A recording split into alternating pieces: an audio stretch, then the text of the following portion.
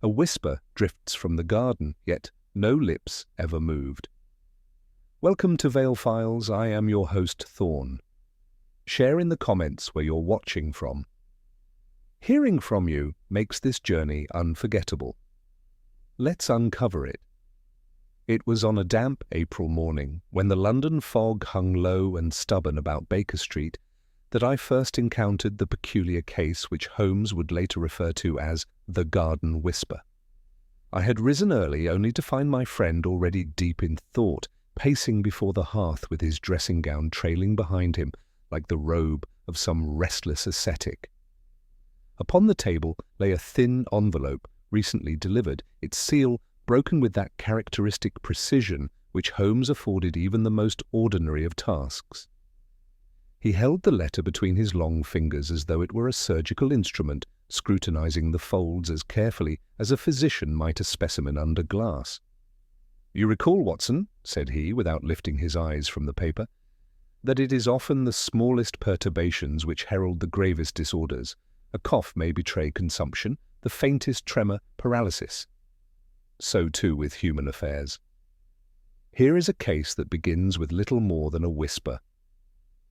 The letter had been penned in a hurried, angular hand.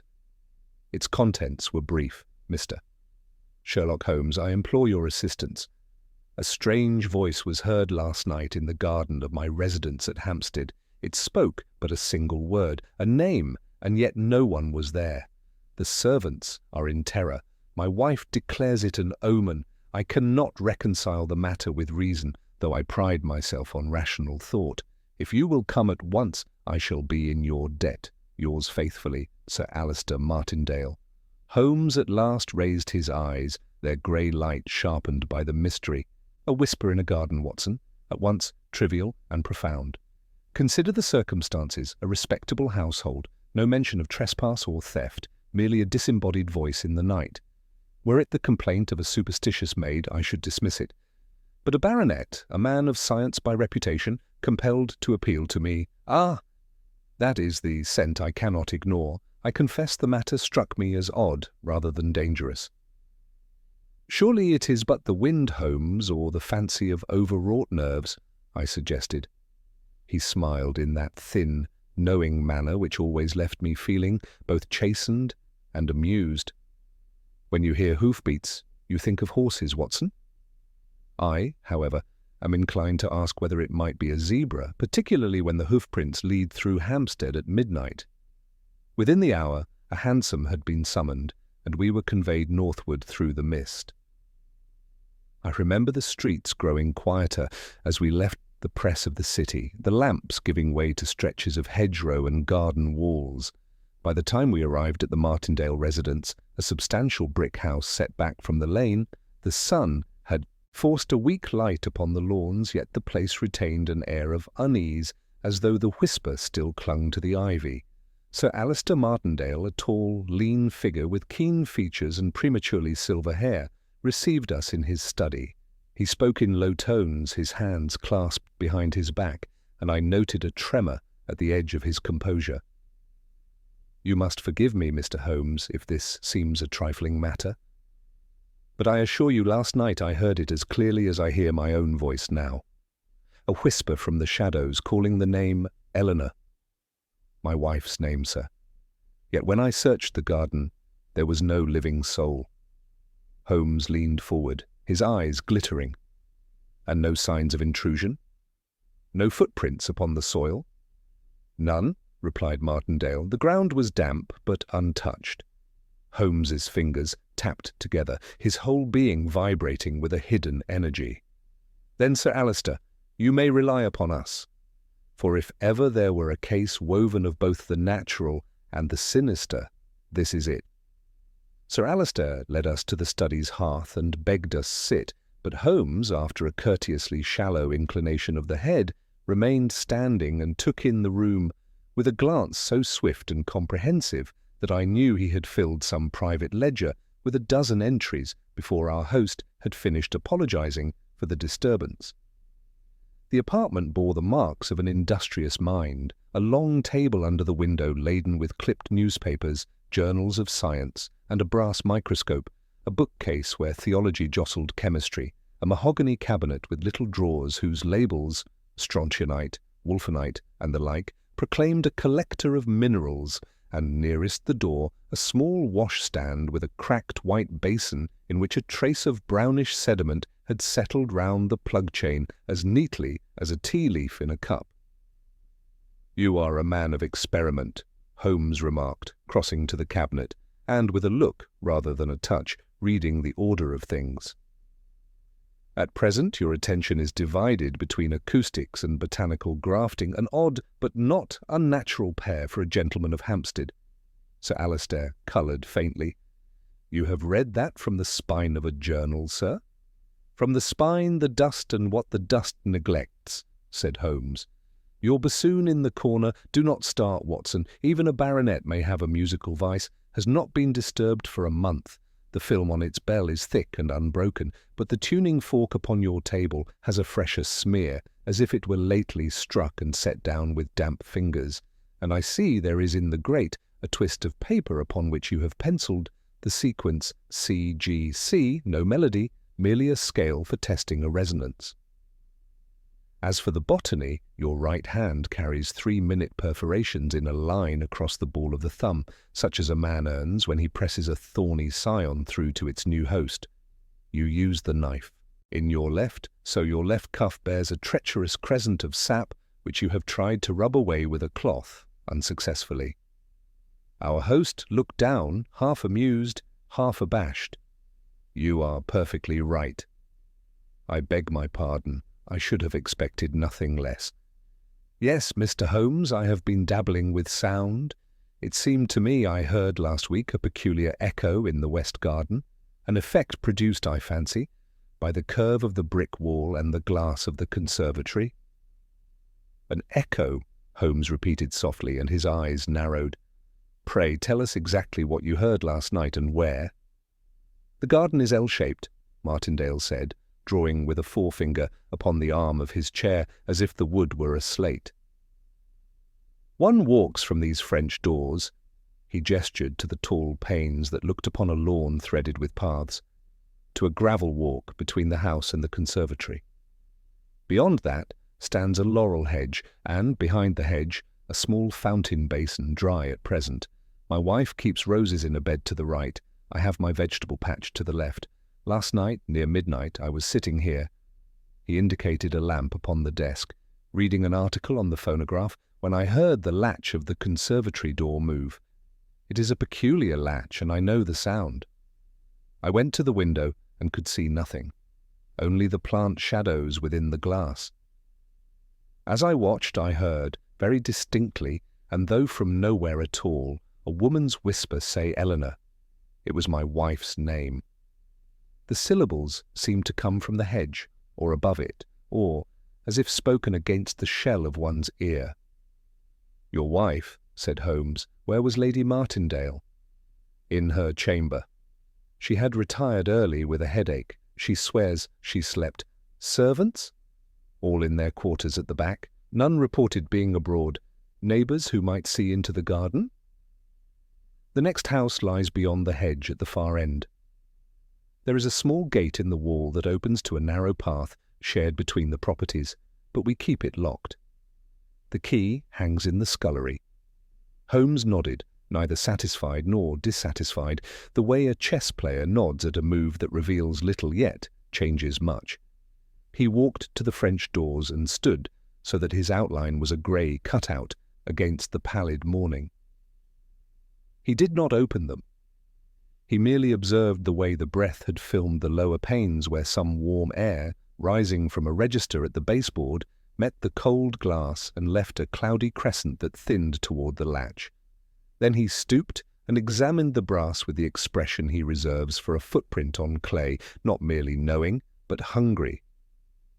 "It will be of the first importance to see the ground precisely as it was when you heard the voice," he said at last. "But before we go out a trifle, Sir Alister, the cracked basin. What did you wash there last night?" "Nothing," Martindale replied. Holmes looked to me, and I confess I shrugged. "The ring is recent?" I ventured, "but perhaps made earlier in the evening?" Observe the sediment, Holmes murmured. Brown, with a hint of yellow at the fringe. Not rust. Iron sulfate, I should judge, or a related salt from the cabinet. A small thing, sometimes such things are merely what they are. Sir Alister smiled ruefully. You catch me twice over. I had been dissolving a little copperas to strengthen the ink in an old ledger, and the powder slipped. I rinsed it away there, not wishing to stain the housemaid's sink. If this be an offence, I plead guilty. Not an offence, Holmes returned, merely a confessing habit, to tidy one trail while leaving another. Pray do not tidy any more. And now, Lady Martindale, might we trouble her for a moment? Our host hesitated, plainly reluctant to alarm his wife, but the habit of obedience to Holmes in the presence of mystery is contagious. He rang. A maid with pink eyelids entered and bobbed. There was a brief exchange. In a few minutes Lady Martindale came down, pale and composed, with that determined gentleness which some women put on as armour. Her hair was fair, her eyes a cool grey. She made us a courtesy not of fashion, but of breeding, and I saw in the tightness of her hands that the whisper had struck closer to the heart than Sir Alister had told. "You heard nothing, madam?" Holmes asked. "Nothing," she said. "I was woken only when my husband came above and told me of it. He wished me to leave the house. I refused. I will not be driven from my home by a voice in a hedge. A sensible resolution," Holmes said. "Forgive me for one indelicate question. Have you enemies, Lady Martindale? Persons who might take pleasure in frightening you?" She smiled without warmth. "In society, Mr. Holmes, good fortune alone is sufficient for enmity. I have, besides, a cousin who disapproves of my marriage, a former maid who left under a cloud, a gardener who was dismissed for drunkenness. If I catalogue the human heart honestly, the list becomes unseemly long." Holmes inclined his head. "Thank you. You will find me, I trust, an antidote to such impertinences. Now, Sir Alister, if you please, the garden." We stepped out into the light. A keener air moved across the lawn, carrying the faint mineral scent of last night's mist. The conservatory stood at our left, its panes beaded, and its interior ferns paling the glass to a sea-green dimness. The laurel hedge rose dense and glossy beyond.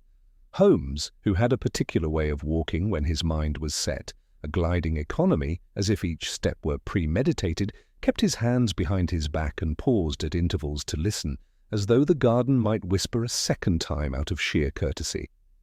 At the conservatory door he crouched, breathed upon the latch, and touched 2 points, one on the metal plate, one upon the wood just below it, where the accumulated dust had been disturbed. "You heard the latch," he said. "It had been moved. But look here, not lifted, pressed. Someone unfamiliar with it attempted to raise it as one would an ordinary handle, pressing first with the pad of the thumb. When it yielded differently, the same thumb slid down and left this second mark." "Not I," said Sir Alister quickly. "I came here only after the whisper. I did not open it." "Just so." Holmes's gaze had moved to the gravel. There, among the pebbles, lay a single broken blade of grass, still fresh, and a pearl of dried mud, no bigger than a pinhead, of a hue unlike the garden's rich loam. He took neither, he only noted the way the pearl had fallen, not thrown from a high heel, but shed from a lower edge as from a soft shoe. Then he drifted to the fountain basin and stood within its dry ring, peering toward the hedge and beyond to the wall that bounded the shared path. "Watson," he said, in the tone that bids me be eyes and record what I see, "what do you make of that brick course 3 feet from the top?" I saw, after a moment, that one brick showed a faint whiteness upon its edge, as if scraped by a chalked surface. "Someone has climbed," I ventured. "A shoe upon the coping would do it." "Someone has looked," Holmes corrected gently. "The chalk is on the vertical face, not the top. A face at that height might brush it. But the hedge here is dense. One would not get a view, one would only hear, unless one wished to be heard." He stood silent, and then, to my surprise, he began to hum, not a tune, but a steady single note, softly at first, then stronger. The sound splashed against the glass of the conservatory, skated along the hedge and gathered under the eaves of the house. Here and there, it thickened at invisible corners in a curious way, as water thickens in a bend. "You see it, Watson," he said, as though sound were a string he had plucked, and we watched it vibrate. Sir Alister's echo, the curvature of the wall and the hedge, creates a little theatre. A person standing here. He placed his foot upon the dry basin's inner lip, and speaking low toward the glass, would have his voice carried sideways and sent back at the listener by the hedge as if whispered from behind. Not the supernatural, but the mischievous. "Then someone came for the express purpose of frightening Lady Martindale?" I asked, or of confirming whether she could be frightened. His eyes had gone hard. The choice of the name suggests a design aimed at the heart. We must learn who knew that design and what use he makes of it. Sir Alister had been following us in an agony of frustrated curiosity. "But how," he burst out, "did the intruder enter?" "You see no footprints." Holmes turned, and at last crouched upon the gravel, where he lifted the broken blade of grass between two nails. "Footprints are proud of their own importance," he said. "They forget that a sleeve cuff touches a latch, that a breath gathers upon glass, that laurel leaves keep a memory of being brushed." "You have a boy in your household?" "No," said Sir Alister, surprised. "Only the maids and the cook." "Then there is a boy not in your household," Holmes returned. "Note the height of the chalk, the pressure mark upon the latch, the mud pearl of a soft, flat shoe such as lads wear, the blade of grass, broken not by a heavy step, but a lighter one. And lastly," he paused and sniffed, "the faintest trace of cheap tobacco on the hedge where a hand rested not a minute, but a minute enough to leave its scent. A youth who pretends to manhood takes to such abominations like a cat to cream. An older man either smokes better tobacco or knows better than to smear it on a laurel." Sir Alister stared. "But what youth? And why my wife's name?" "Questions we shall ask," Holmes said. "First, within. Then the lane we returned to the study." Holmes went straight to the shelf where the journals lay, and without reading, turned one so the date showed. "Within the last fortnight, you have had 2 callers in the afternoon. One who left a smear of garden soil upon this shelf when, reaching for a pamphlet he had no business touching, he steadied himself. And another who wrote you a note here and tore it out impatiently, leaving the faint impression upon the page beneath. If you would be so good, take out the leaf, hold it against the lamplight, and read the ghost of his words." Sir Alister, by now resigned to miracles, did as he was told. He held the page, squinted, and read slowly. "Sir, if you will not reconsider, I shall be compelled to—" The next is illegible. "Yours F." Holmes glanced sidelong at Lady Martindale. "Does the initial suggest a name?" She had gone whiter, but she kept her voice. "My cousin, Frederick Langford. He disapproved of our marriage. He is, how shall I say, fond of address, but he is not a coward to whisper in hedges. He would have written in fire across the sky rather than stoop to trickery. Pride and cowardice often bargain with one another and call it principle," Holmes observed. "Still, we shall not accuse Mr. Langford of anything save poor penmanship until we have looked him in the face. Another caller?" Sir Alister cleared his throat. "Anton Berridge, a neighbour 2 houses off. He has lately asked leave to lay a pipe beneath the shared path for drainage. I told him I would consider it. He came again yesterday. I sent him away dissatisfied. Drainage," Holmes mused, "pipes that carry things one does not wish to see. A useful man in any mystery. We shall speak to Mr. Berridge. And now one last point before we view the lane, the key to the little gate." "In the scullery," Sir Alister repeated, "on a nail." "Where it has hung so long that the wood remembers it," said Holmes. "Let us see whether the wood has been taught a new memory." He moved lightly through the hall to a narrow passage, and thence to the scullery. The nail indeed bore a key upon a loop of twine. Holmes did not touch it. He looked at the dust beneath and the paint behind, then took from his pocket a small card and, using its corner, lifted a faint shaving of pale paint that had been displaced just at the edge of the key's bow. "It was removed and replaced, and not by a servant who loves her work," he said. "There is no smear of grease from a kitchen hand, and the twine has been re-knotted with the impatience of youth." We returned to our boy. "Then he had a confederate in the house," I said. "Or an opportunity made by carelessness," Holmes answered. "You will seldom err, Watson, in giving carelessness her full due. She is society's most faithful conspirator." He returned the card to his pocket, and the glint in his eye deepened.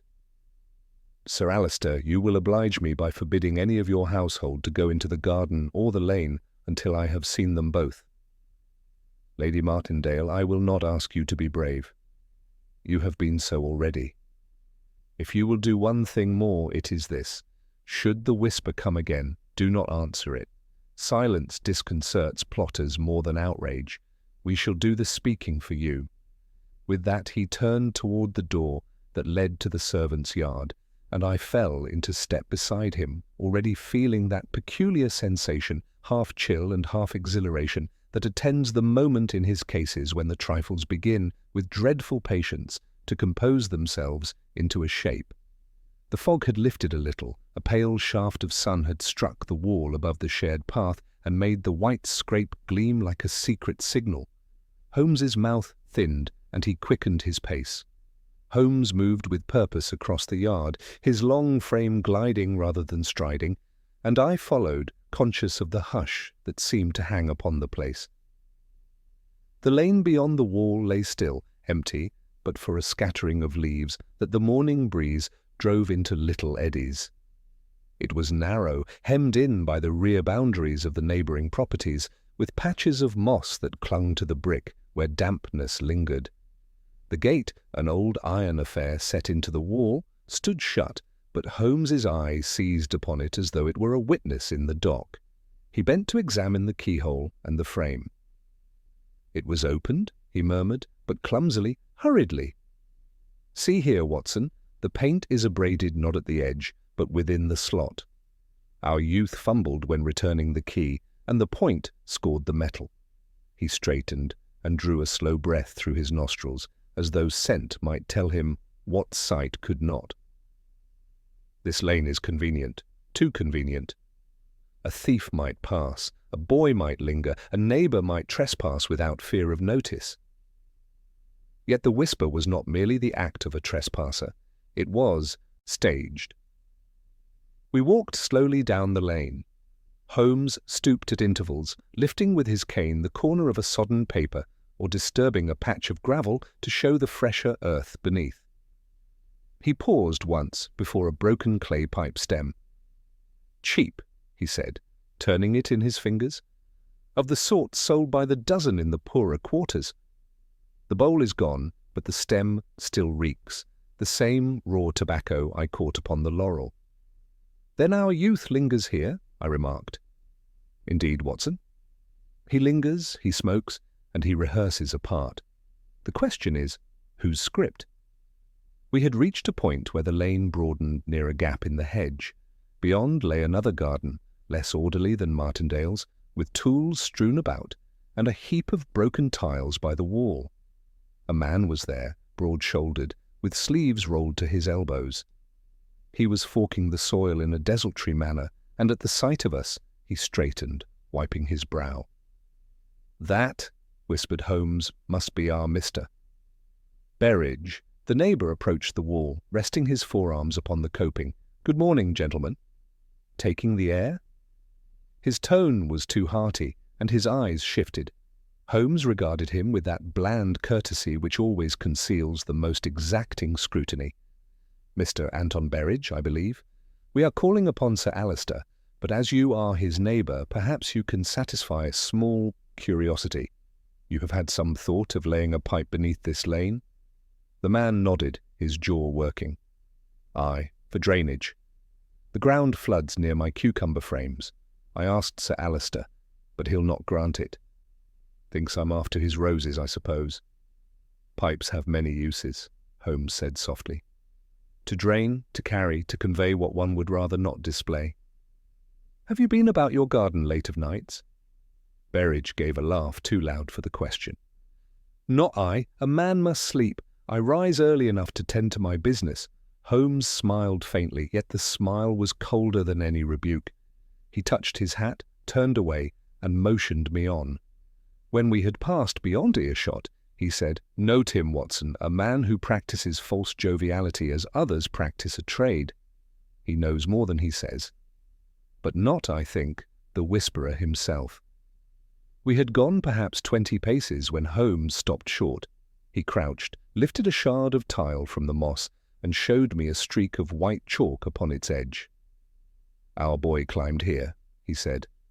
The chalk from his pocket has betrayed him again. A mason's child, a scholar? We shall learn returning to the Martindale residence. Holmes requested to see the servants.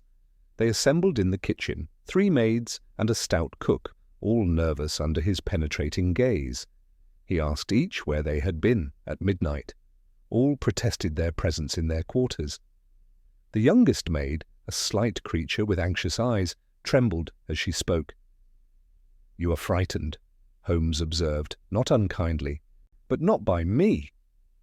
You have seen something. The girl bit her lip. Only a shadow, sir. From my window I thought I saw someone at the hedge, but I told myself it was fancy, for when I looked again, nothing moved. Holmes inclined his head. And you told no one, because you feared to be blamed for mischief. A wise silence, though inconvenient to me. Still, your shadow is worth more than all the words we have heard today. When the servants had gone, Holmes seated himself at the study desk, steepling his fingers. We have, Watson, the outline of an intrigue. A youth gains the key, enters by the garden, whispers the lady's name. His object is to disturb, not to steal. Who profits from Lady Martindale's distress? A neighbour who covets the ground, a cousin who resents the marriage, or some other whose hand remains hidden. And your judgment? I asked. My judgment is that the matter will not rest with a single whisper. The play has opened, and the actors will return to the stage. We must be here when they do. Sir Alistair, who had paced the room in growing agitation, stopped. You mean to stay, Mr. Holmes? Tonight, yes. Watson and I shall watch the garden from concealment. Let the whisper come again, and this time we shall see the lips that shape it. That evening, after a hasty meal, Holmes arranged our vigil. He chose the conservatory, reasoning that from within its dimness we might command the hedge and fountain without being seen. We entered by dusk, Lady Martindale excusing herself with a pale face and brave composure. Holmes had brought no weapon but his keen senses and a small dark lantern which he kept shuttered. The hours passed with a silence broken only by the drip of condensed moisture from the glass and the faint rustle of leaves. Holmes was immovable, crouched with his profile against the faint starlight, his eyes fixed on the hedge. I, less patient, shifted from time to time, straining my ears for any sound. Midnight came, and with it a hush deeper than before, as if the garden itself held its breath. Then it came, a whisper, soft, intimate, the syllables drawn out as though from the lips of one who knew the name well. Eleanor! It quivered along the hedge and seemed to breathe upon the back of my neck. My heart leapt. I glanced at Holmes. He was already in motion. With the noiselessness of a cat, he slipped through the conservatory door and across the gravel, signalling me to follow. We reached the hedge. There was a rustle, a patter of feet retreating along the lane. Holmes sprang to the gate, thrust it open, and we emerged into the narrow passage. Ahead, in the dim light, a figure darted, slight, agile, the outline of a boy or youth. He vaulted the heap of tiles and vanished into the shadows of Berridge's garden. Holmes gave chase with a speed that belied his years. I followed as best I could, but the figure was fleet. We crashed through a tangle of shrubs, stumbled across uneven ground, and came at last to the far wall. There was the sound of scrambling, then silence. By the time we reached the spot, the intruder was gone. Holmes halted, breathing hard but with eyes alight. He is no phantom, Watson. Flesh and blood, cunning but untrained, he has shown his hand too soon. And mark this, the whisper was pitched lower tonight, more assured. The actor grows confident. We searched the ground. There, in the soft earth by the wall, Holmes found what he sought, the print of a shoe, small, worn, with a patch where the sole had been repaired by a clumsy hand. He measured it swiftly with his fingers. The foot of a youth, perhaps 16, and note, the heel is uneven, the left lower than the right. Such a limp would be visible by day. We returned to the house, frustrated in the chase, but richer in knowledge. Sir Alistair met us, pale with anxiety. Holmes calmed him with a raised hand. Your whisperer is real, sir, and young. Tomorrow we shall find him.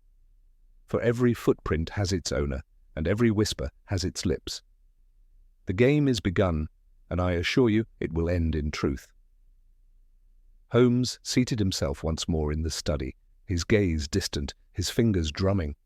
I knew the look well. The net was already forming in his mind, each clue a knot in the mesh.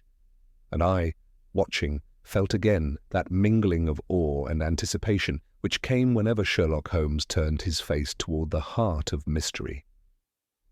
Holmes was up with the dawn, restless as a hound on a scent, while I, stiff from the night's exertions, struggled to gather myself. He had taken breakfast only in the form of strong coffee, and even that he drank distractedly, his eyes distant and his fingers drumming against the arm of his chair. When Sir Alistair entered, anxious to hear what progress had been made, Holmes bade him sit, but offered no soothing platitudes. Instead, he launched at once into the matter. Our whisperer is young, perhaps 16, and bears a limp discernible by day. He gained entry by means of the garden gate, using the household key, which he removed and replaced. He smokes the cheapest tobacco, carries chalk upon his person, and possesses the agility to scale walls with ease. These are our facts, and they are stubborn.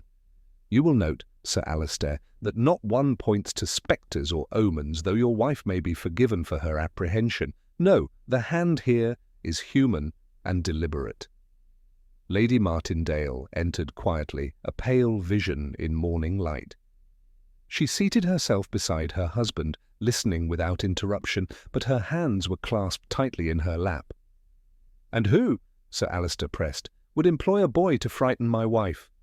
For surely the fellow acts not of his own accord. He must be directed precisely," Holmes said, "and so our attention must turn not to the boy, who is but an instrument, but to the hand that guides him. Tell me, Sir Alistair, this neighbour, Mr. Berridge, how well do you know him?" "Only passingly," came the reply. "He is brusque, at times overbearing. He has long coveted permission to run his drainage pipe through my land. I refused, for I feared it would damage the roses. He took offence. But surely he would not stoop to such theatrics?" Holmes gave a dry chuckle.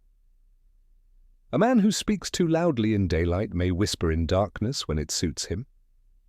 But there are others. You mentioned a cousin, Lady Martindale?" "Frederick Langford," she said, and her voice faltered only slightly. "He and I were reared together. He disapproved of my marriage, believing I ought to have chosen more advantageously. But though he is proud, I do not think him malicious." Holmes smiled thinly. "Pride is often the soil in which malice takes root. We must test the matter. Watson, we shall pay Mr. Langford a call this afternoon.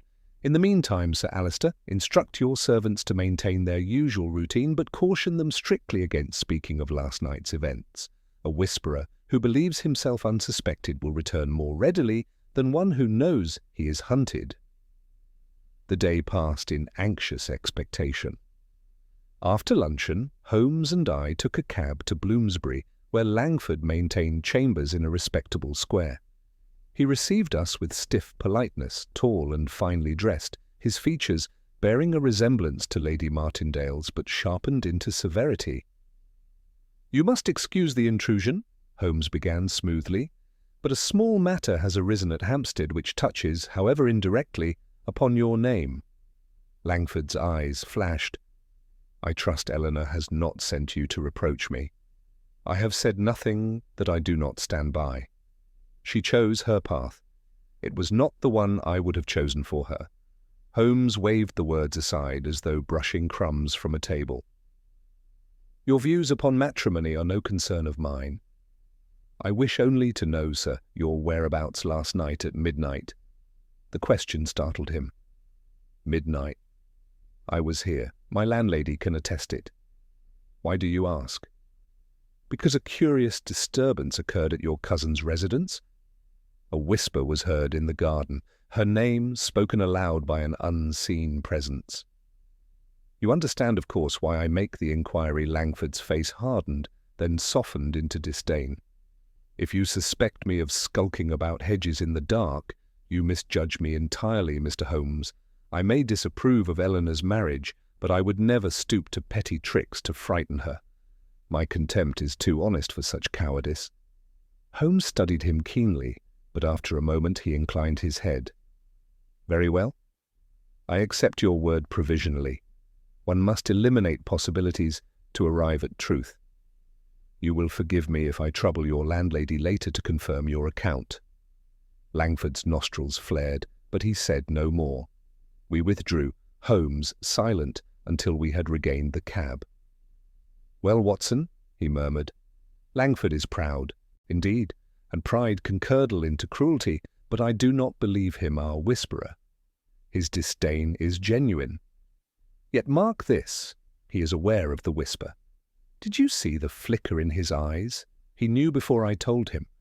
How, unless word has been carried?" "By whom?" I asked. Holmes tapped his fingers against the window frame. "That, my dear fellow, is the question. On our return to Hampstead, we found Sir Alister pacing the study in agitation. "Holmes!" he cried. "There has been another occurrence." This afternoon my wife was in the garden when she heard it again, her name spoken from nowhere. But it was daylight. She was nearly overcome. I fear for her health. Holmes's eyes glittered. "Daylight? That is bold indeed. Tell me exactly." Lady Martindale, pale but composed, related how she had walked among the roses when the whisper came, faint yet distinct. She had looked about, but no one was in sight. Holmes listened intently, then beckoned us all to the conservatory. He examined the hedge minutely, pressing back the glossy leaves, sniffing at them, peering at the soil beneath. At length he plucked forth a small object, a stub of chalk, worn nearly to nothing. He held it delicately between thumb and forefinger. "Our boy has been here again," he said softly. "He grows reckless. He carries chalk not by accident, but by necessity. It serves him in some fashion, perhaps to mark, perhaps to measure. We shall learn. But observe, this was dropped in haste. He was disturbed, perhaps, or pressed for time. As we stood there, Holmes's gaze shifted to the wall beyond the hedge. "Watson," he said suddenly, "up you go." "Up?" I exclaimed. "Yes, up." "Plant your foot here, grasp the coping, and tell me what lies beyond." I did as directed, scrambling somewhat awkwardly. Peering over, I saw the neighbouring garden with its heap of tiles and disordered tools. But more striking was the figure that passed along the path beyond, a boy of slight build, limping faintly, his jacket patched at the elbow. He carried under his arm a bundle of books. "There!" I cried. "A boy! He limps!" Holmes's eyes gleamed. "Excellent, Watson. Come down. Sir Alister, do you know that lad?" Our host peered. "That is young Matthew Berridge, Anton's nephew. He lives with him since his parents died. A quiet lad, I thought. He is often seen with books, for he studies at the local school." Holmes's smile was thin. Books, chalk, and a limp, the very portrait of our whisperer. Yet why? Why should a boy engage in such mischief? Unless he is driven by another, the matter could not rest there. Holmes insisted we walk to Berridge's house at once. Anton Berridge received us with surprise, shading into wariness. At Holmes's request, Matthew was summoned. The boy entered shyly, clutching his books, his eyes downcast. Holmes regarded him keenly. "Young man," he said quietly, You were in Sir Alister's garden. Last night. You whispered Lady Martindale's name." "Why?" the boy started, his face blanching. I don't know what you mean, sir." Holmes's gaze hardened. "Prevarication is useless. The mud on your shoes matches the garden soil, the chalk in your pocket matches what I found by the hedge, and your limp betrays you. Speak the truth. Why did you do it?" Tears welled in the lad's eyes. He glanced at his uncle, who scowled darkly. "I was told to," he whispered. "By whom?" Holmes pressed. The boy hesitated, trembling. "I can't say." He would be angry. Holmes leaned forward, his voice low but compelling. "Matthew, you are frightened, but know this. You are being used. The truth will protect you far better than silence. Tell me, was it your uncle who bade you whisper?" The boy shook his head violently. "No, not uncle." "He doesn't know," Berridge swore under his breath, protesting loudly that he knew nothing of the matter. Holmes silenced him with a glance. "Then who, Matthew?" "Who sent you?" The boy twisted his hands. At last he muttered, "A man. He met me by the school. He said if I did as he asked, he would give me money for books. He told me to go to the Martindale garden, to whisper the lady's name, and to do it again if I could. He said I mustn't let anyone see me." Holmes's eyes narrowed. "Describe him." But the boy only shook his head helplessly. "Tall, with a cloak. That is all I know." Holmes straightened, his expression grim. "So the boy is but a pawn, as I suspected. Someone hides behind him, directing the play. The question now is, whose hand moves the pawn?" He turned to Berridge. "Your nephew is not to be punished. He is guilty of mischief, but not malice. The true malefactor is elsewhere. Guard the boy and see he goes nowhere alone." As we departed, Holmes's face was set in lines of iron. "Watson," he said, "the game has deepened. We have uncovered the instrument, but not the hand. Tonight we must set a snare. For when a man grows bold enough to whisper by day, he will soon dare to step from shadow into sight. And when he does, we shall be ready." Holmes was unusually quiet as we walked back through the lane toward the Martindale residence. His stride was long and quick, but his gaze was fixed ahead, not upon the ground, as it often was when he followed a trail. I knew the signs well. His mind was occupied with an interior map of the affair, rearranging the pieces of evidence as one might shuffle counters upon a board. When at last we reached the study, he threw himself into the chair by the hearth and lit his pipe, though he scarcely drew upon it, letting the smoke curl idly toward the ceiling. "Watson," he said after a long silence, "we have reached the threshold of the true design, yet it remains concealed behind a curtain. A boy has been pressed into service, given instructions vague enough that he cannot betray his master, yet precise enough to strike at Lady Martindale's peace. The man who employed him is tall, cloaked, and careful. He pays in money, which shows preparation. He chooses to act through a youth, which shows caution. But why Lady Martindale's name spoken thus in darkness? That is the heart of it." Sir Alister, who had paced the room restlessly while Holmes spoke, burst out, "Holmes, you must see how cruelly this business torments my wife. She grows paler each day, and last night she scarcely slept. If this continues, it may break her health entirely. For pity's sake, can we not bring in the police and put an end to it?" Holmes looked at him keenly. "And what would the police do?" "Arrest the boy, charge him with trespass, perhaps frighten him into silence. The hand behind him would remain hidden, and the whispers would continue through another mouth. No, Sir Alister, we must catch the master, not the pawn. To do so, we must let him believe his stratagem succeeds. Only then will he venture far enough to betray himself." Lady Martindale, pale but steady, laid her hand upon her husband's arm. "Let Mr. Holmes act as he sees fit, Alister. I can endure a little more fear if it leads to truth." Holmes gave her a rare look of approval. "Madam, your courage does you credit. It will be repaid." That afternoon Holmes busied himself with a series of small, seemingly trivial preparations. He requested from Sir Alistair a length of wire, a bell pull, and a small hand mirror. From his own pocket he produced a coil of twine and a box of tacks. I watched in curiosity as he affixed the mirror within the conservatory at such an angle that it commanded a view of the hedge while allowing one concealed behind a palm to watch without being seen. The wire he strung from the conservatory door to a bell in the study, arranging it so delicately that the faintest opening of the door would set the bell to trembling.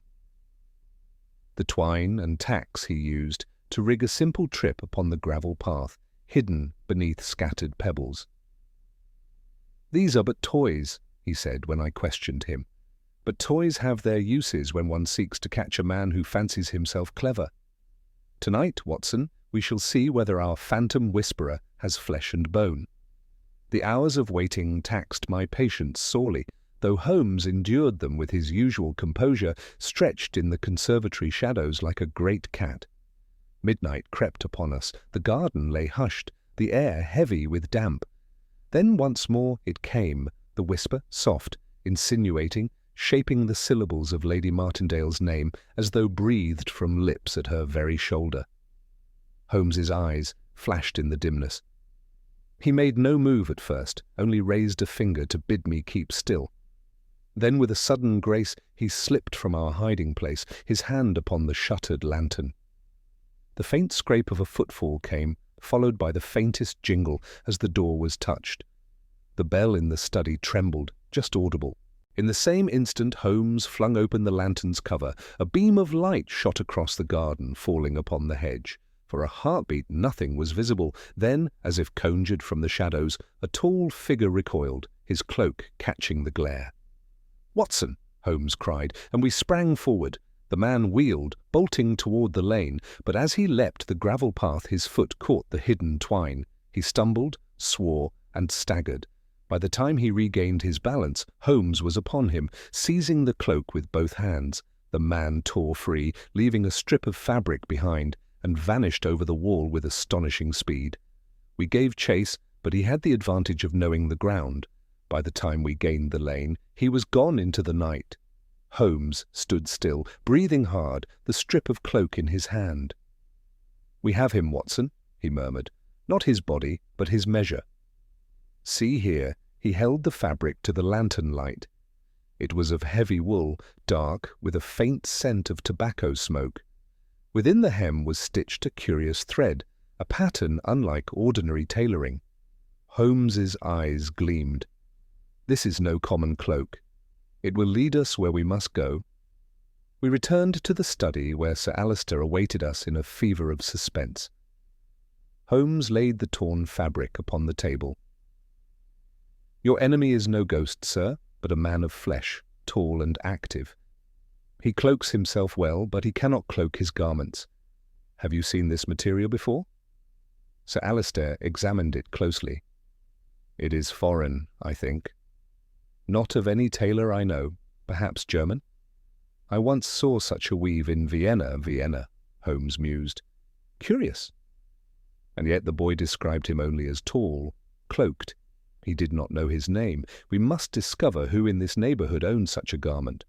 Sir Alistair, does Mr. Berridge affect foreign clothing?" "Berridge?" Martindale frowned.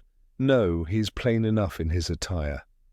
But, now I think of it, there is a man who visits him from time to time, a business acquaintance, so he claims, a foreigner, tall, dark. I have seen him pass along this very lane." Holmes's pipe flared as he drew upon it. "So the shadows grow shorter. A foreign acquaintance of Mr. Berridge, tall, dark, wearing foreign cloth. He employs the boy, uses the hedge as his theatre, and seeks to frighten Lady Martindale. But for what end? That is the riddle that remains." Lady Martindale, who had listened with fixed attention, spoke at last. "Holmes, forgive me, but what if the object is not to harm me, but to unsettle Alistair? To make him believe his household haunted, his wife endangered? Might it be meant to drive us from our home?" Holmes inclined his head. "An excellent deduction, madam. Yes, to drive you from your home, or to render you pliable to a request. Pipes for drainage, perhaps, or something more valuable hidden beneath your land."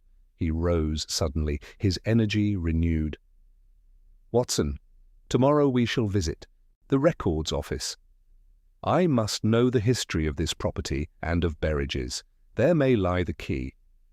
In the meantime, Sir Alistair, lock your doors and set no foot in the garden until I bid you, for our enemy is cunning, and he has shown that he will press his advantage until he is unmasked."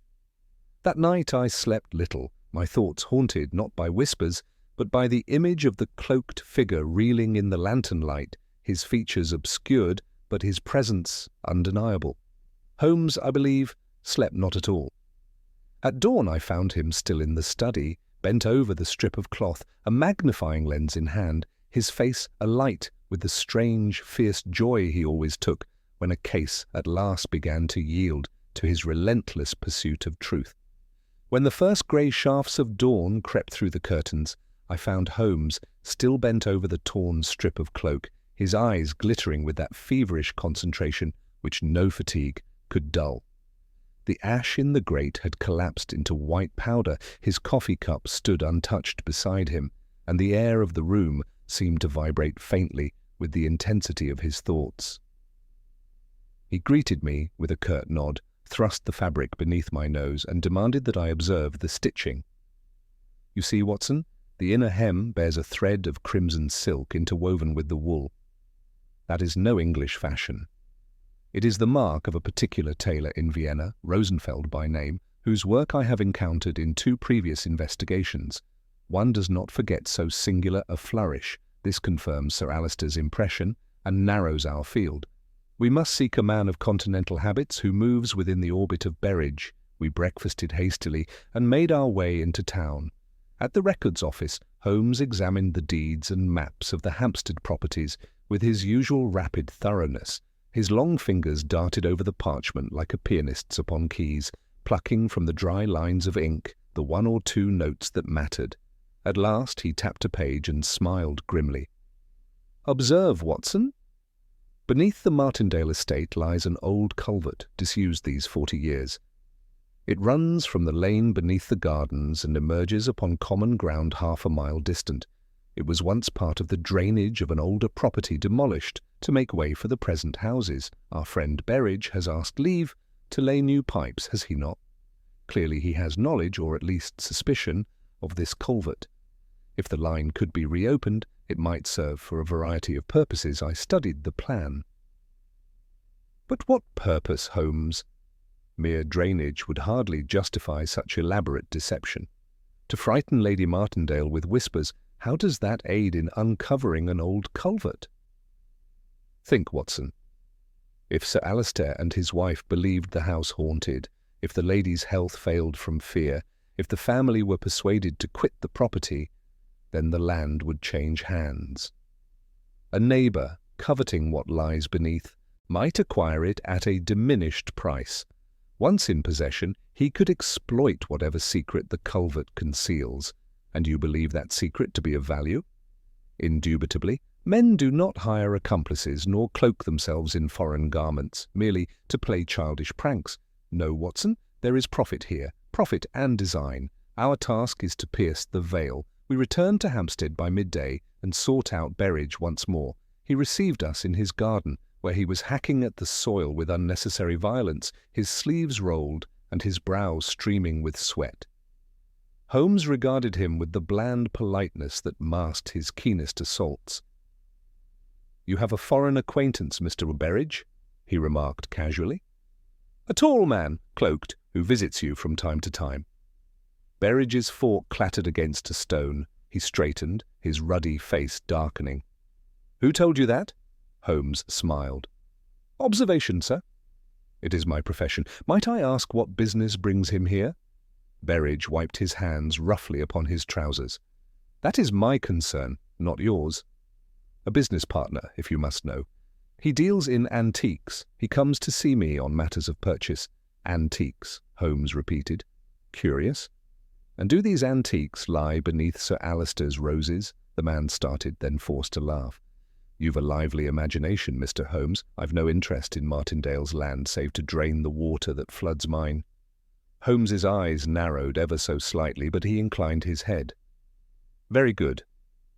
Then you will not object if Watson and I stroll along the lane this evening. Fresh air is beneficial." Berridge muttered something inaudible and turned back to his spade. As we walked away, Holmes murmured, "He is rattled." That was plain enough. We must be ready tonight. Our adversary will not delay. Having been nearly caught, he may attempt one last effort, bold and desperate, before retreating.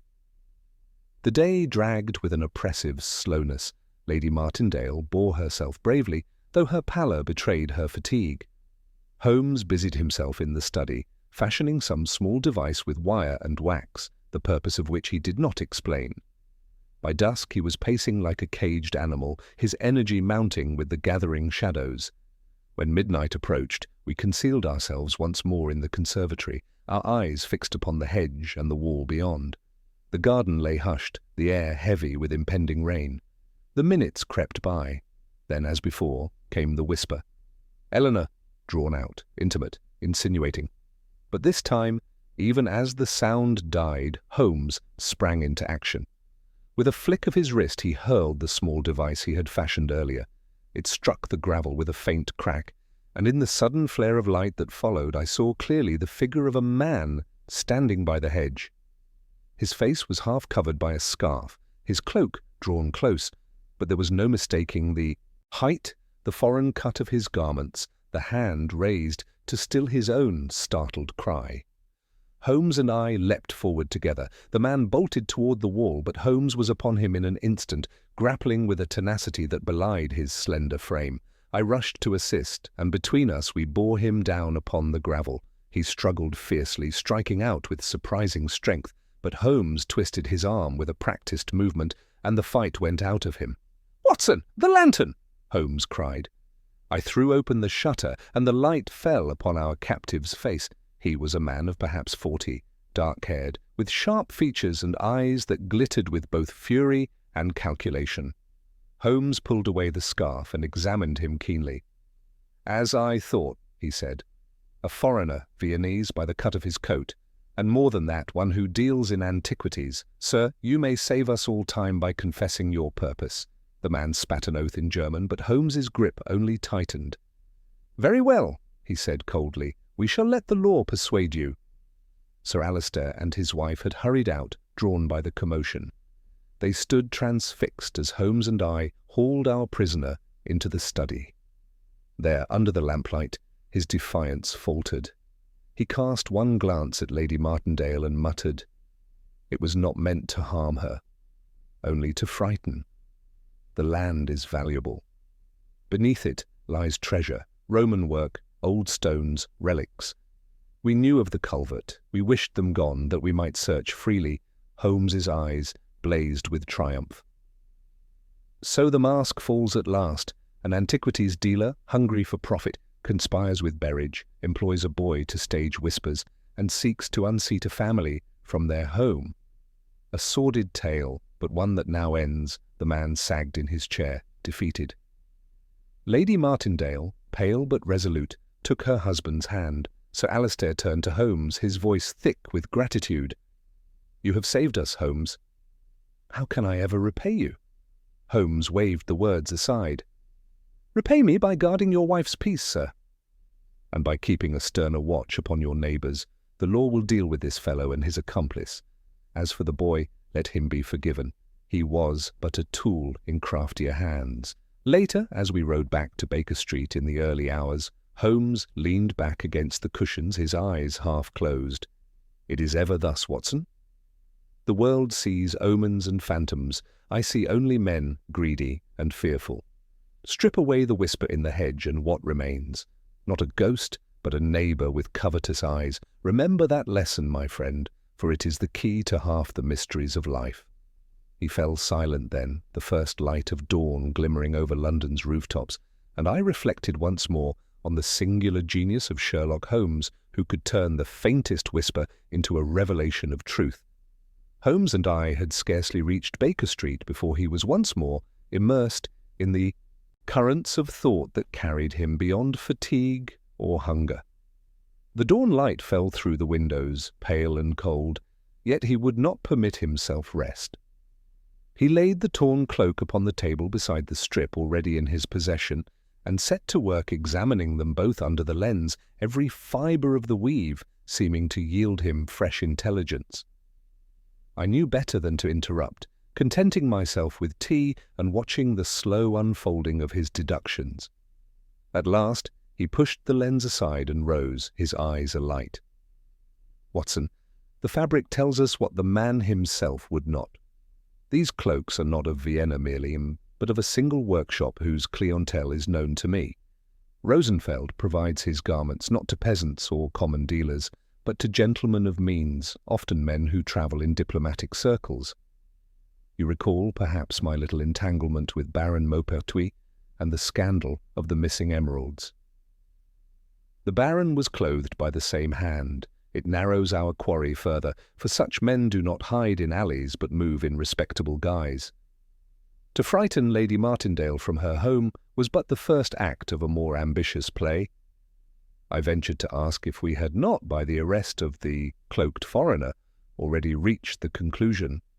Holmes shook his head impatiently. "No, no, my dear fellow. That man is but the visible agent, as the boy was before him.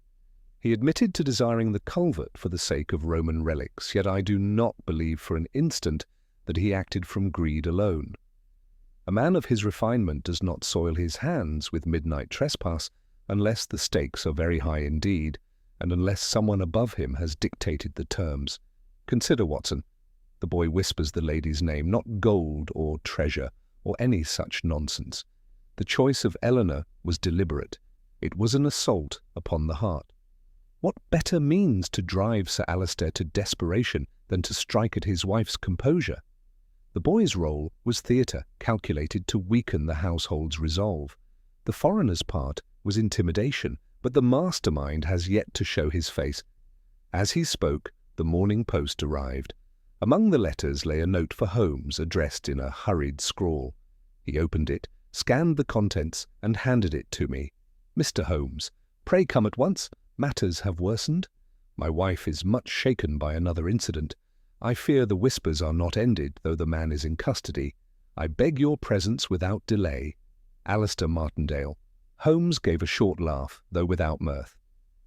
"Do you see, Watson? The play goes on. The arrest has not ended it, because the true hand is still at work. Come, we return to Hampstead. The game enters its last act. The cab carried us swiftly through the waking city. When we arrived at the Martindale residence, we found the household in a state of agitation. Lady Martindale lay upon a sofa in the drawing-room, pale and trembling, attended by a maid. Sir Alistair, haggard and distracted, met us at the door. "It came again, Holmes," he said in a broken voice. "Not the whisper this time, but a letter pushed beneath our door in the night. Read it." He thrust a folded sheet into Holmes's hands. The message within was brief, but chilling. "Leave Hampstead at once, or Eleanor will suffer more than whispers." This is no idle threat. Holmes's jaw tightened. A direct threat at last. The enemy grows desperate. "Sir Alistair, I must beg you to compose yourself. You are the shield to your wife. If you falter, she falters with you." Holmes paced the room, his gaze darting from object to object, as if each might speak. Then he halted abruptly before the fireplace. "Tell me, who had access to this house last evening?" "Only ourselves and the servants," Sir Alistair replied. "Then the letter was placed by someone who knew the habits of your household well enough to approach without fear." "It is the mark of an insider, or one aided by an insider." Lady Martindale stirred, her voice faint.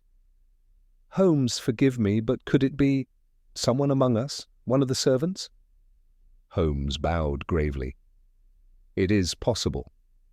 The true criminal seldom acts without help, even if the help be unwitting. I must question them all again." With fresh eyes, he summoned the staff to the kitchen and subjected each to a scrutiny so intense that I marvelled at their composure. The cook was indignant, the elder maids resentful, but it was the youngest, the timid girl who had once spoken of seeing a shadow, who betrayed herself. At the mention of the letter, her eyes flickered, and her hands twisted in her apron. Holmes fixed her with his gaze. You have seen the man who left this, have you not? The girl burst into tears. "Oh, please, sir, I was told not to say." "He promised me money. He said if I spoke of it, harm would come." Holmes's voice softened. "Child, you are not to blame. Tell us what you saw." Through sobs she described how, in the small hours, she had crept to the scullery for water and glimpsed a man slipping a paper beneath the door. He had worn a hat pulled low, but she thought him not the foreigner arrested, rather an Englishman, tall, with a heavy moustache. Holmes drew a sharp breath. At last, the master shows his hand. "Watson, do you recall our visit to Langford? The cousin who disapproved of the marriage? Tall, proud, English, and disdainful. He knew of the whispers before we told him. How, unless he was the author of them?" Sir Alistair cried out, "Langford, my own wife's kin, it cannot be." Lady Martindale closed her eyes. "I feared it, Holmes. His pride runs deep. He warned me I would regret my choice, but to go so far—" Her voice faltered. Holmes was relentless.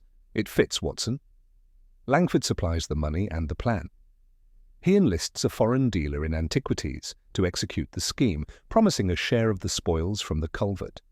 The boy is used as a mask, the foreigner as an instrument. Meanwhile, Langford himself directs the play, safe in Bloomsbury, his hands apparently clean, but pride and malice have betrayed him. He is the true whisperer, though others spoke the words." The revelation struck the room into silence. At last Holmes said briskly, "We must act tonight. I shall confront Langford, but not with accusation alone. I require proof, undeniable proof. He will have hidden correspondence with the foreigner, letters, receipts, something that ties him to the scheme. Watson, you will accompany me. Sir Alistair, remain here with your wife and admit no one. The trap is nearly sprung." That evening we drove again to Bloomsbury. Langford received us with cold civility, but his composure faltered when Holmes, without preamble, laid the threatening letter upon the table. "Your handwriting differs, sir," Holmes said evenly, "but the style is yours. You sought to rid yourself of your cousin's marriage by terror, employing others to act your part. Deny it if you will, but we have more Langford's face darkened. You insult me, Holmes. I shall have satisfaction for this." Holmes's eyes glittered. "Satisfaction will come when we find the packet of letters in your escritoire, the ones exchanged with Herr Krantz, the antiquities dealer. I think we shall find them beneath the false bottom of the left-hand drawer." With a cry of fury, Langford sprang toward the desk, but Holmes was quicker. In a moment he had drawn out the drawer, pressed a concealed catch, and revealed a sheaf of correspondence. The papers bore Langford's signature, arranging the division of profits from the Roman relics to be found beneath the Martindale estate. The cousin stood stricken, his defiance drained. "It was mine by right," he muttered hoarsely. "She chose wrongly, and I would have corrected her folly. Why should Martindale reap what belonged to her family?" Holmes's voice was cold as steel. "Because, sir, honour cannot be inherited but must be earned. You sought to unseat them with whispers and shadows, yet the truth speaks louder. The law will attend to you now." We left him in custody of the constables, summoned at Holmes's discreet request. As we returned once more to Hampstead in the small hours, Holmes sat silent, his lean profile sharp against the cab window. At last he spoke.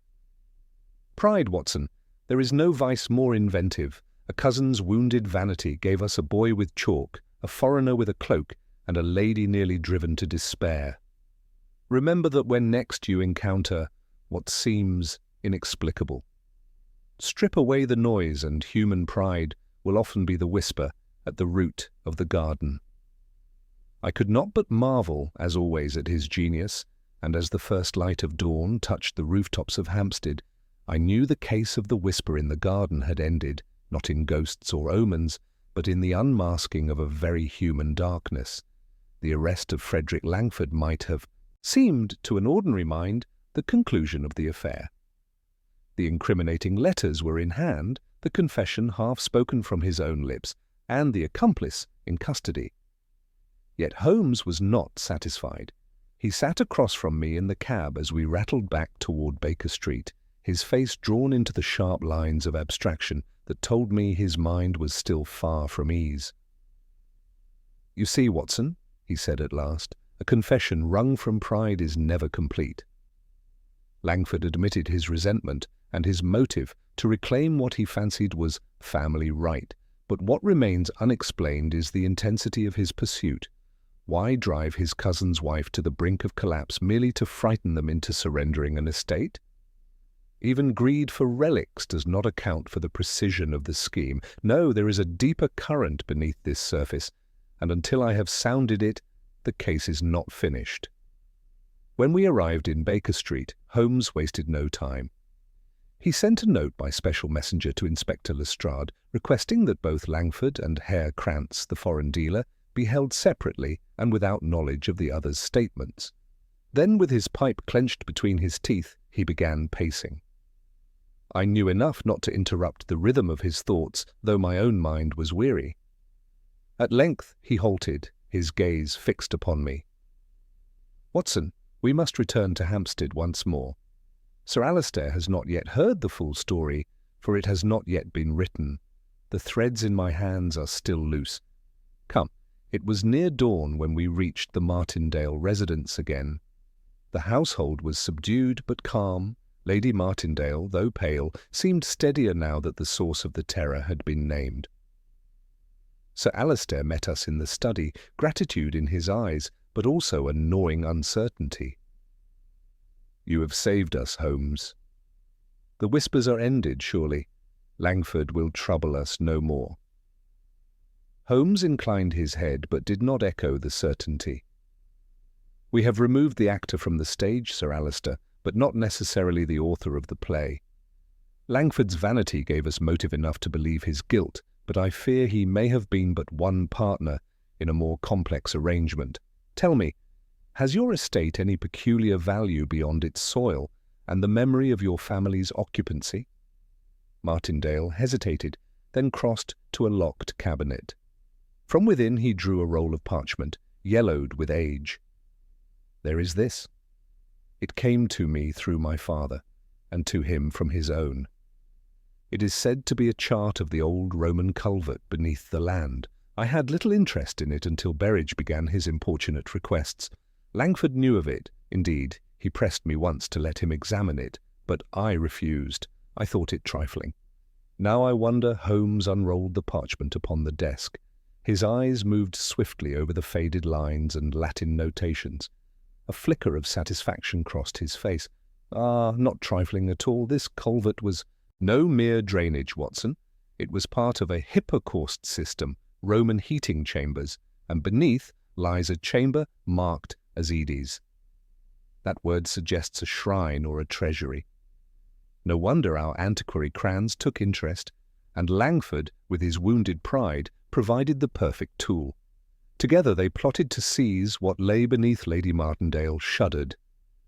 And for this they would drive me to madness with whispers." Holmes's gaze softened only slightly. "For treasure, madam, men have risked kingdoms and spilt blood by the riverful. A whisper in a hedge is a trifle by comparison. But the true danger lies not in whispers, but in men such as Krantz, who cloak their schemes in scholarship." He turned abruptly to Sir Alistair.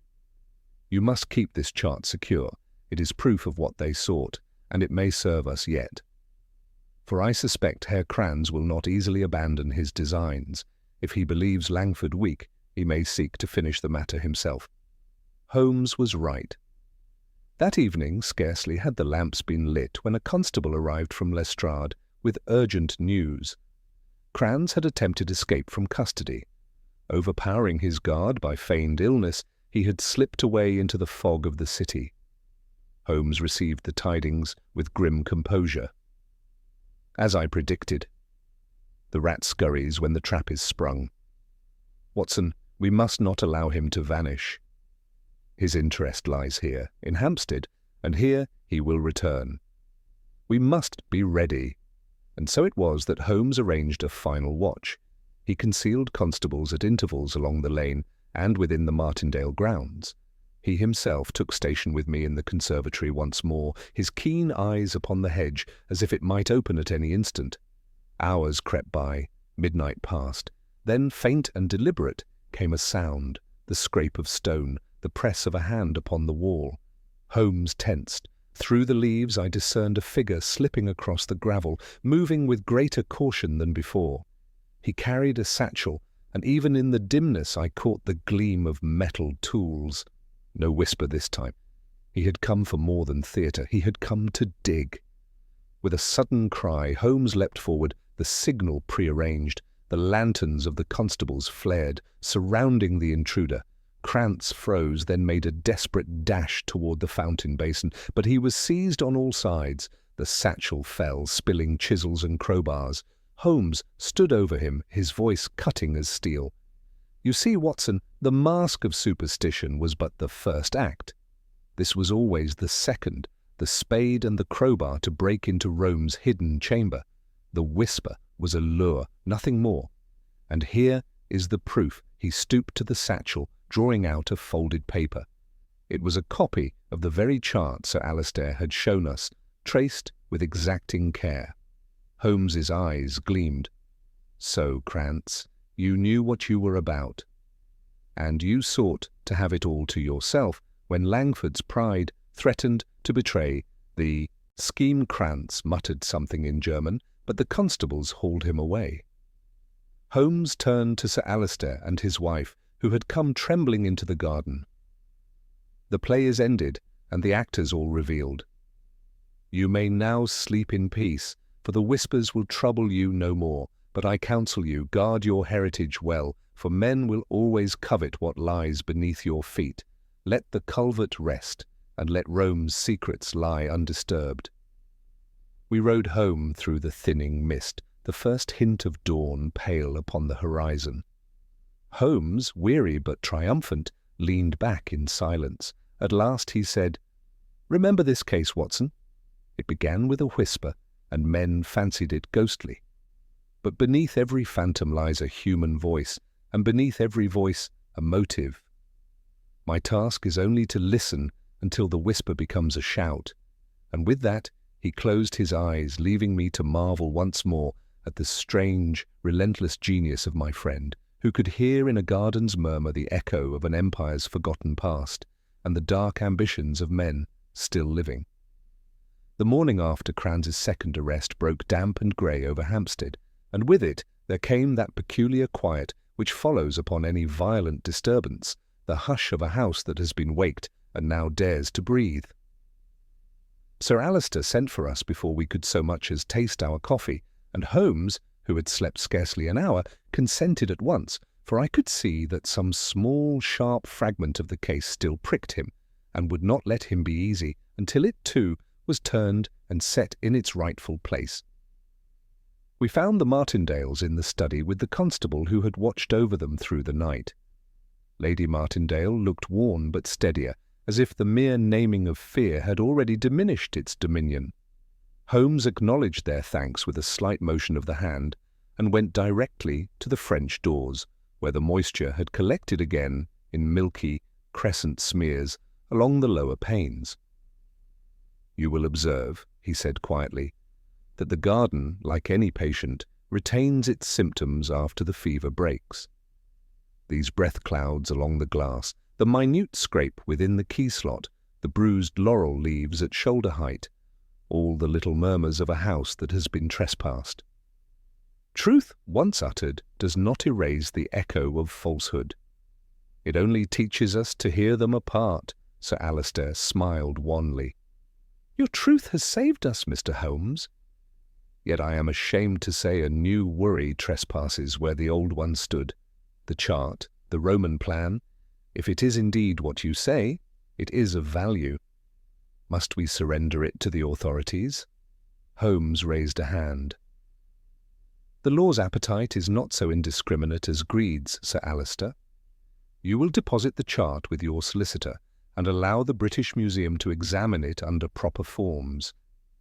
Until then, it should rest in a place where neither cousin, nor antiquary, nor overzealous neighbour can touch it." At the word neighbour, his gaze slid almost idly to the hedge. I knew him too well to think the motion chance. "Mr. Berridge," I said, "what of him?" "He swore ignorance." Holmes's lip curved. A man may swear to ignorance with perfect sincerity and still be most usefully blind. There are 3 degrees of aid in any conspiracy, Watson: the knowing hand, the hired hand, and the hand that holds the ladder. Berridge held the ladder and asked what would be carried down it, but he preferred not to hear the answer. It will be difficult to convict such a man of more than nuisance. It will be easy, I think, to convince him that his future lies in the cultivation of cucumbers. He crossed to the desk and, drawing out the chair with 2 fingers, seated himself with that air of occupying a witness box which he always assumed when the time had come to lay his chain of reasoning bare. "Now, if you will indulge me, we shall tie off the thread that remains. It is a small thread, no larger than a whisper, but it is the whole case in miniature. You will recall, Watson, that our first visit revealed the peculiar acoustic of this garden. A voice spoken low from the basin toward the conservatory would rebound from hedge and glass and come to the hearer as if from behind and near the ear. That was the trick, but tricks, like traps, require geometry. Our boy Matthew carried chalk for more than school. He used it to mark his footing upon the brick and the coping, to measure the line of the whisper's travel. The chalk streak on the tile shard in Berridge's garden betrayed his rehearsal ground. The 2 pressure marks upon the conservatory latch betrayed his unfamiliarity with this particular door. Had he been the architect of the plan, there would have been fewer blunders. He was an instrument, not a mind. Next, the boy's tobacco, harsh, cheap, and smeared upon the laurel. It was pride again, but of a boyish sort, to suck upon smoke and to imagine oneself a man. That smear tells us he waited, hand to leaf, at the precise height of a youth. It tells us he did not keep gloves nor think to wear them, a hired lad, ill-equipped. Then the basin itself, dry, but ringed within by a faint silvering. That, Watson, was not dew. It was the ghost of a little trick Krantz had taught him, wetting the inner lip with a damp cloth to sharpen the reflection of sound, as a singer will moisten a room with breath. On the night of our first watch the ring was old, on the second it was fresh, and on the third, when Krantz came himself with his tools, there was no ring at all. He had come not to whisper, but to break stone. As to our Viennese agent, we have the cloak with Rosenfeld's thread, the satchel of tools, the traced copy of the culvert chart. A scholar's hand married to a cracksman's courage. Such marriages seldom last, for the one despises the other and betrays it at the altar. When we showed him the original chart last, Knight Custody put iron to his caution, and he lunged for the prize. That lunge told me I had measured the man exactly. Lastly, the letter thrust beneath your door, Sir Alister. The penmanship was not Langford's. He is too proud to disguise his hand, even when his conscience would profit by it. But the turn of phrase was his very gait. This is no idle threat. It is how such men speak to themselves in glass. And the means, through the scullery, at the hour he learned from his earlier call, revealed the unseen ally we had not accounted for. Not a traitor in your employ, but carelessness. The key to the lane had been removed before, re-knotted in haste, and a nail left with a memory. Langford read that memory in his first visit, and used it thereafter. He did not need a servant. He had your habit. Sir Alister bowed his head. You shame me, Mr. Holmes. I instruct you, said Holmes, not unkindly. You will find that 9 crimes out of 10 enter a house on the welcome mat of its easiest custom. There was a little silence then, and in it I heard the faintest stir of wind along the hedge, as if the garden, too, had relaxed at last. Lady Martindale rose and came to Holmes with a steadiness that surprised me. You have restored my knights to me, she said simply. I confess I hated the hedge for a little while. I shall try now to forgive it its leaves. Holmes inclined his head in acknowledgment, But even while gratitude warmed the room, he was not yet sated. He asked Sir Alistair for the small, cracked basin in the study, and for the ledger whose ink had been strengthened with the copperers. When they were brought, he placed the basin upon the desk and turned the ledger so that a half-page of blank paper lay beneath a written one. He shaded the blank with the side of a pencil until a ghost of letters bloomed, just as Martindale had once read Langford's threat in the impression upon another leaf. "You see," said Holmes, "your study keeps a better diary than your butler.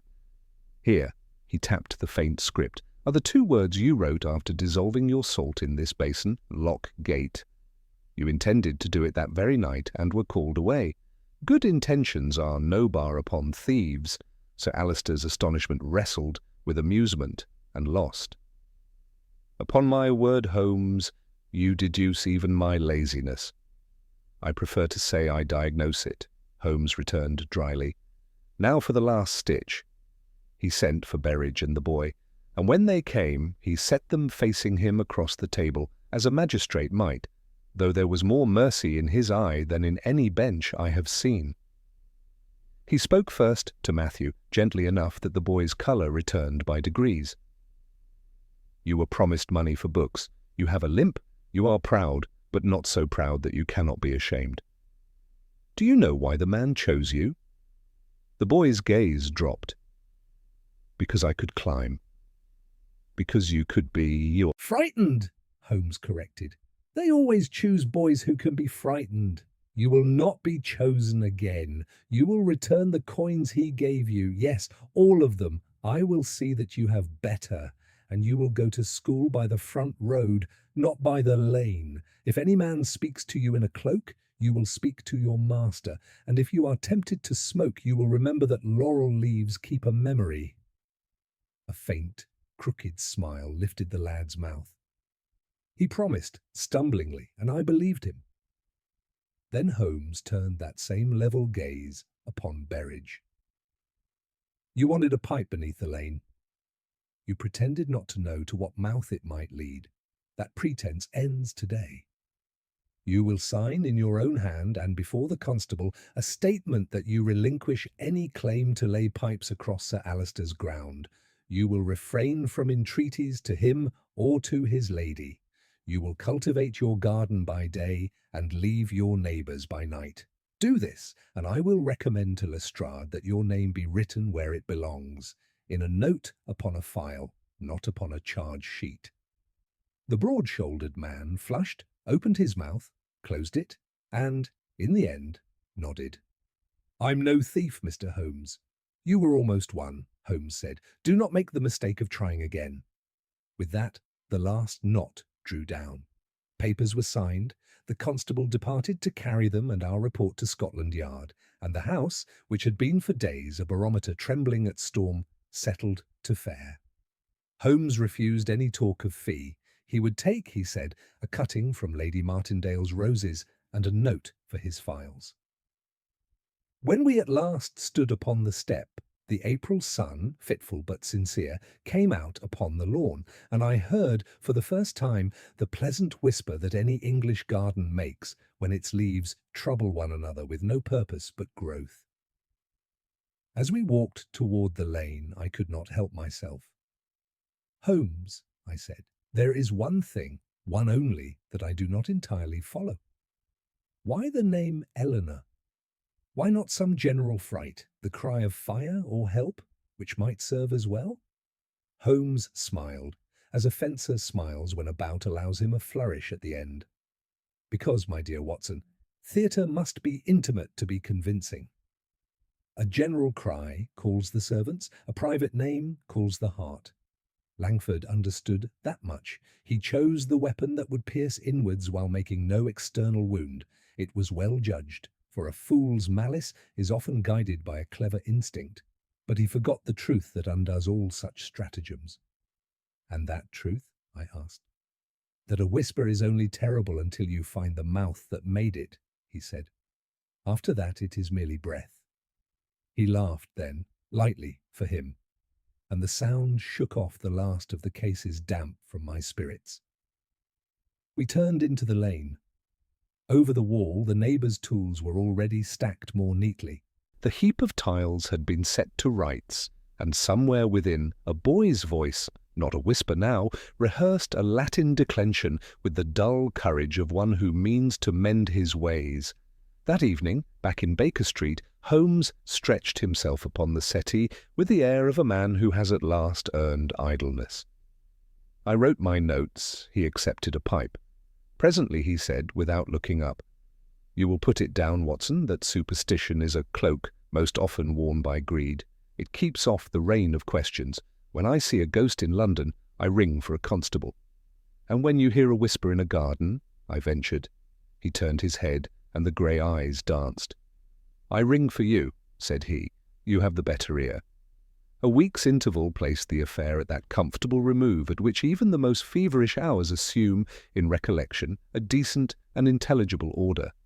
The newspapers, hungry for marvels, but tethered at last to facts, announced the apprehension of a continental dealer in antiquities, and printed, with a praiseworthy lack of embroidery, the particulars supplied by Scotland Yard.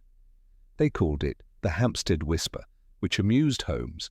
He said the title would serve him when indexing the case, though he preferred the plainer rubric of the Martindale Culvert. In those days we were visited first by Lestrade, who came to Baker Street with the brisk satisfaction of a man whose docket has been lightened in public view. He accepted tea, declined a cigar, and produced from his breast pocket a narrow envelope bearing the scarlet seal of the museum. "You were right about your Roman notions, Mr. Holmes," he observed, tapping the seal with a forefinger.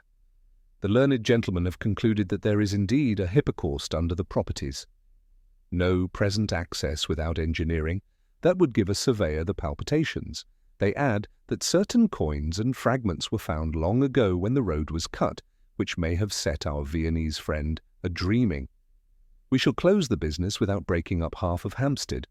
As for the cousin, Langford, he has retained a solicitor who weeps for him, and the magistrate who does not. The letters you so obligingly discovered are sufficient to carry the day. The threat pushed beneath the door will make it heavy going for him." Holmes received the report with a little inclination of the head. "Pray present my compliments to the magistrate," said he, "and the assurance that our cousin's conscience, being at last compelled to speak, will save him from the misery of a longer silence." Was the boy dealt with? Lestrade allowed himself a grin. "The smallest rascal?" Turned over to his uncle with a stern word from the bench, and a sterner one from your friend here. The uncle has taken a lease of his temper. We shall see if he pays the rent. Between ourselves, I fancy the lad will do. The schoolmaster swears he has a brain. Holmes's eyes softened. "Brains are less rare than decent uses for them. You will keep an eye upon Cran's, Inspector. He has the air of a man who regards imprisonment as an interruption, not an end." Lestrade's expression grew dry. "We shall, sir. And when another scholar with a crowbar comes tunnelling under a drawing-room, I shall know whom to consult." He departed in better humour than he came. 2 days later, Sir Alister called, bearing a modest box, which, when opened, disclosed a small specimen of rose cuttings wrapped as tenderly as infants. He thanked Holmes with a warmth that would have embarrassed a man less impervious to praise. Lady Martindale's card lay within. In her hand were written 6 words: "The hedge is forgiven. The night's quiet." Holmes read them, smiled without showing teeth, and closed the lid upon the roses as one might close a book that had ended well. It was that evening, rain upon the panes, coal bright in the grate. When I reminded him that he had promised for my notes a last demonstration of the acoustic which had so deceived our senses, he rose good-humouredly and, taking from the mantel a violin mute and a tumbler, arranged in our own sitting-room a childish but exact imitation of the garden's plan: glass for the conservatory, a folded rug for the hedge, the curve of the hearth for the basin's lip. He bade me stand with my back to the hedge and, placing his mouth almost to the tumbler's rim, spoke a single word so low I could not make it out at its source. The syllables came to me, however, at the left shoulder, intimate, insinuating, as though breathed by a presence who knew my very thoughts. He moved his head by a fraction and the whisper shifted behind my other ear. A further hair's breadth and it fell away to nothing. "You see, Watson," he said, his features lit by that quiet pleasure which exact knowledge gives. "A child's carnival trick elevated by geometry. It is the oldest partnership in villainy, the petty showman and the serious rogue. The one distracts, the other robs. It is astonishing," I admitted, "how entirely one's perceptions may be suborned." I should have sworn the voice touched me. "Perception is a faithful servant when given honest orders," said he, replacing the mute. "It is less trustworthy when sent to fetch what we already wish to discover." Langford wanted ghosts, Crans wanted treasure. Between them they found both, until we took away the candle and let the daylight in. He said no more, and I let the talk lapse into the easy flow of the commonplace, for in those pauses after a case, when the machinery of his mind slips back into its box, Holmes is most companionable, and I am content to watch the edges of his humour show from beneath the great cloak of his austerity. Yet the world will not always leave even the finished business wholly at peace. The following afternoon brought us one last epilogue, which, though it altered no conclusion, set a seal upon the matter more elegant than any court could apply. A gentleman of grave aspect and dusty cuffs announcing himself as Mr. Harbury of the Department of Greek and Roman Antiquities was shown in. He had, he said, visited the site in Hampstead with the permission of the proprietors, and he had brought for Holmes's amusement, not for publication, he added with a smile, a trifle found not under the Martindale's lawn but near the old outlet upon the common, where the culvert once breathed into daylight. From a cotton-lined case he produced a small bronze votive, greened by age, in the shape of a hand with the first two fingers extended, symbol, he said, of safe passage. "It is poor stuff in the market," Harbury observed, turning the little hand so it caught the firelight. "But in the Museum of English Life it has some value. Your case, mister." "Holmes reminds me that the Romans left behind more than tiles and flues, customs, conveniences, and sometimes the notion that a blessing may be coaxed by the right arrangement of stone and air. Your whisperer belonged to a nobler tradition than he knew." Holmes regarded the token with approval. "A superstitious man who builds a superstition is less to be feared than a rational man who construes one for his gain," he said. "Our Crans is of the second sort. I thank you for the emblem, Mr. Harbury. It will sit upon my shelf as a reminder that the past can be enlisted on either side." When Harbury had gone, Holmes set the bronze hand upon the mantel between his chemical retorts and the Turkish slipper that held his tobacco. He stood a moment considering it, then reached up and turned the little fingers so that they pointed with faintly comic solemnity toward the skull upon the shelf. "A safe passage for you as well, my friend," he told the skull. "See that you do not whisper without permission.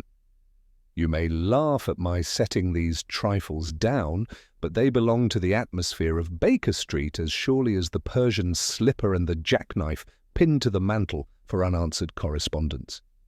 They are the punctuation marks of my memory, and if I preserve them, it is because Holmes himself writes in such signs when he is not writing in cases." Spring ripened. The hedge in Hampstead put on new, glossy leaves.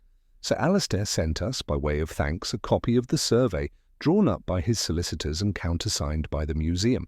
It placed the culvert under the protection of those statutes which are the law's dry translation of reverence. Langford's matter proceeded in its grinding fashion through the courts. He took, I am told, a sudden interest in theology while on remand. Krantz, for his part, contrived through counsel to accept deportation at the end of a short term. One hears of him afterwards in Munich, and then not at all. Berridge's cucumbers won a local prize. The boy Matthew, with a latent energy that had been misapplied to ladders, fashioned it into Latin and was sent on by a subscription of neighbours to a decent grammar school. I do not pretend that Holmes arranged these minor felicities. only that where his hand had struck the balance, some scales in that small neighbourhood had righted themselves, and men walked a little straighter.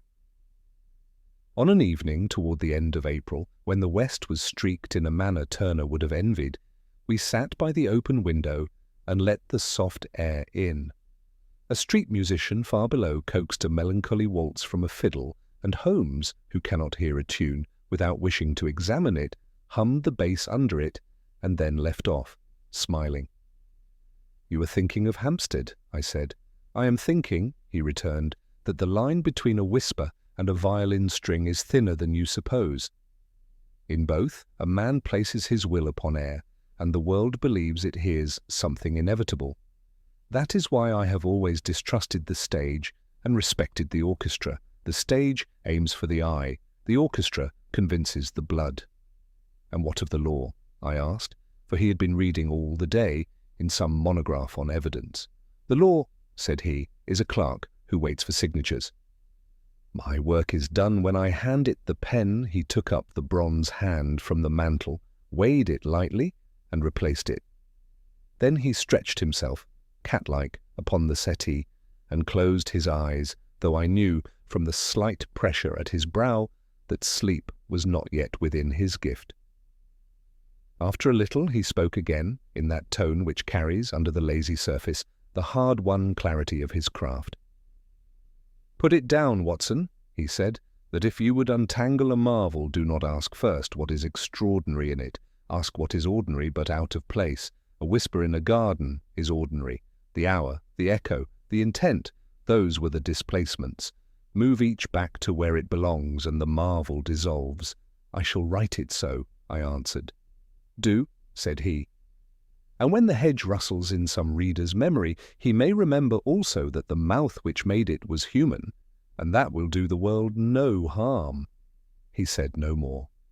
The waltz in the street gave way to a comic tune. A light rain began again, whispering, not menacingly now, but with that domestic music which roofs and leaves make when London chooses to be kind.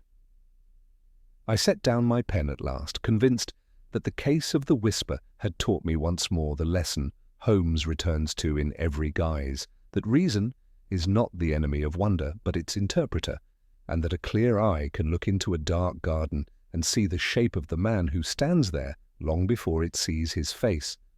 Holmes always treated the conclusion of a case not as a triumph to be savoured, but as a sum to be balanced, and so it was with the whisper in Hampstead. The newspapers, eager for sensation, gave us headlines of "Ghost in the Garden Exposed" and "Family Saved by Consulting Detective," but Holmes dismissed them with a shrug. To him there had been no ghost, only a man's pride, another's greed, and the echoing chamber of a hedge and glass. Yet for myself, the memory of Lady Martindale's pale composure, when first I heard her name breathed from the darkness, will remain one of the more unsettling moments of my acquaintance with him. In the weeks that followed, the business untangled itself in the measured way of English law. Langford was convicted not of violence, but of conspiracy and attempted fraud. His speeches in court were long and proud, yet each word only underlined the vanity that had led him to such an end. Herr Krantz, deported and disgraced, slunk back to the continent, where his name surfaced in rumours of other dubious enterprises before vanishing altogether.